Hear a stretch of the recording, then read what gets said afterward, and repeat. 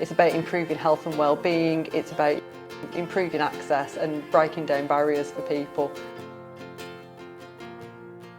Suitcase Stories 2 is a big development from the first pilot project that we did.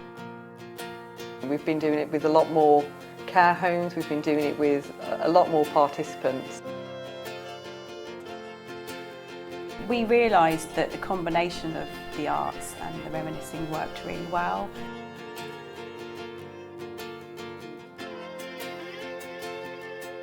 That's all been learned from what people have told us the first time round.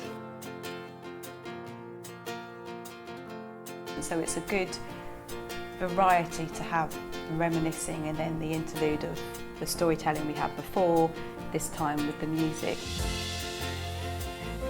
And actually we've been taking it out to a lot more places, so we work with a lot of our partners at the Museum of Carpet and at the Forge Mill Needle Museum, but we've been working a lot with care homes this time as well.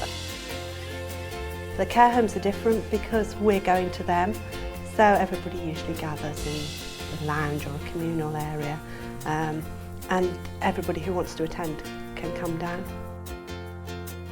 We've also partnered up with Wyre Forest District Council, Bromsgrove and Redditch District Council and Richhaven District Council. As well as funding, they've helped kind of develop the contacts with people, generally helped with the sort of local knowledge side of things. We usually start with a song because that's a great way of getting everybody joining in.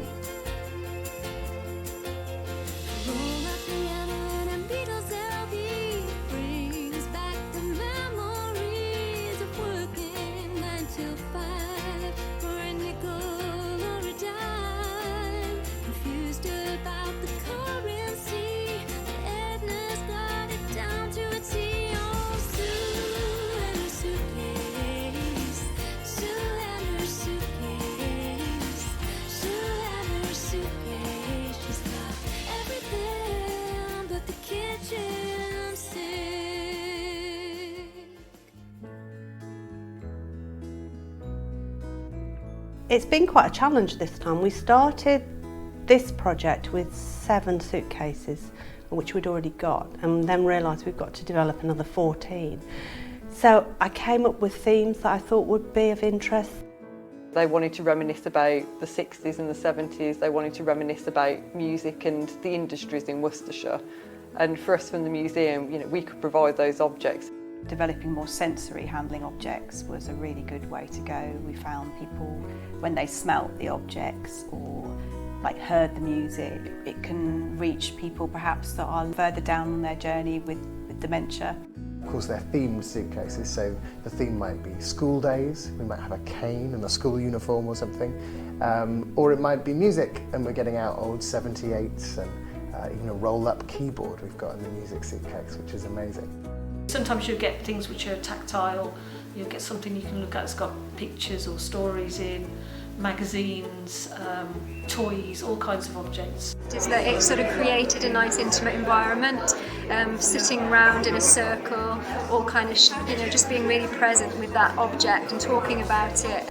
And then usually somebody will start to tell a story, and that usually starts another, somebody else will say, oh yes, I remember that as well. People who don't normally communicate seem to want to communicate. They were very interested in everything they had in the suitcases. And they're talking points really, so who knows what discussions will come out of the items that we look at, but it triggers all kinds of memories and the conversations can really roam off into interesting areas. And we don't want for anything, we're just here now, living for the moment, that's the way we used to be.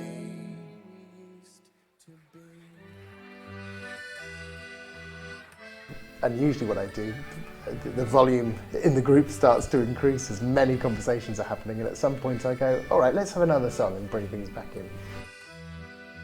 Not only does it break the ice, but it gets people breathing and moving and smiling, and it just kick-starts the session in a way that just purely going in and talking wouldn't possibly do. I think really carefully about the songs that I'm going to bring in. So where possible, I like to theme them around the suitcase a little bit. Obviously, if we're using the music suitcase, I can sing whatever I like, really. But it's nice to think about what we're talking about and try and find songs germane to it. It was a very interesting morning, and obviously with the singing as well, it broke up the morning and kept everybody wide awake, and they all thoroughly enjoyed it. You'll be surprised how many can remember and how they light up when I say, I'm going to do this little, and they remember it and they can do it, and that's the whole part of it.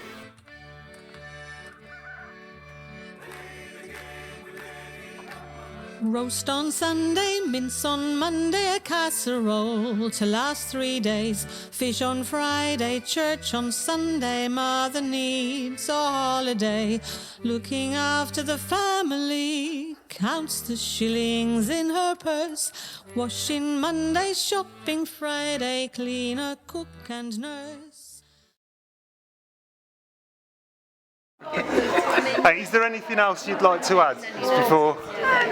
Just thank you to everybody who funds us, because without this and without funding, we just wouldn't have this to go to. So we're very grateful that we have got them and hope we keep them. Brilliant. They're going to think I paid you to say that.